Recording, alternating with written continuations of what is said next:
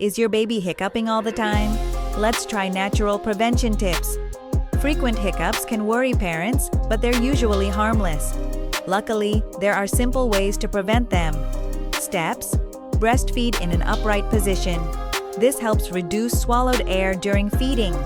Burp your baby often. Excess gas in the stomach can trigger hiccups. Avoid feeding while crying. Crying during feeding can cause air to enter the tummy. Give short feeding breaks. Let your baby rest to regulate their breathing. A few changes during feeding can help prevent hiccups altogether. Try these tips and see the difference for yourself.